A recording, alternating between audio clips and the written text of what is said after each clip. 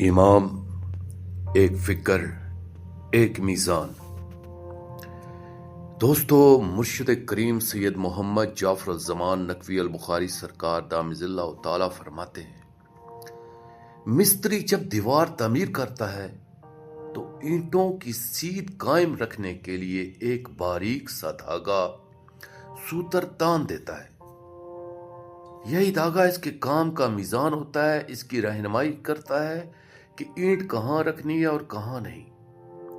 عربی میں اسی رہنما دھاگے کو امام کہا جاتا ہے، یعنی وہ جو آگے ہو، جو راستہ دکھائے، جس کی پیروی کی جائے۔ اب اگر مستری دھاگا تو باندھ دے مگر اینٹیں اپنی مرضی سے ٹیڑھی میڑھی لگاتا رہے تو پھر اس دھاگے کا وجود بے معنی ہو جاتا ہے، وہ محض ایک علامت رہ جاتا ہے، رہنمائی نہیں۔ بینا یہی حال ہماری زندگیوں کا ہے۔ اگر ہم نے شہنشاہ معظم امام زمانہ اجل اللہ فرج شریف کو اپنا امام مان لیا مگر فیصلے خواہشات اور راستے اپنے نفس کی چاہت کے مطابق اختیار کرتے رہے تو پھر اس اقرار کا حاصل کیا؟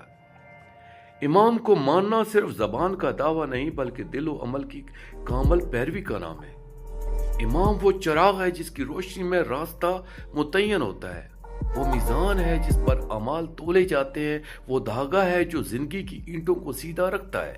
اگر ہم اس میزان سے ہٹ جائیں تو ہماری تعمیر بظاہر بلند ضرور ہو سکتی ہے مگر اس میں استحکام اور حسن باقی نہیں رہتا۔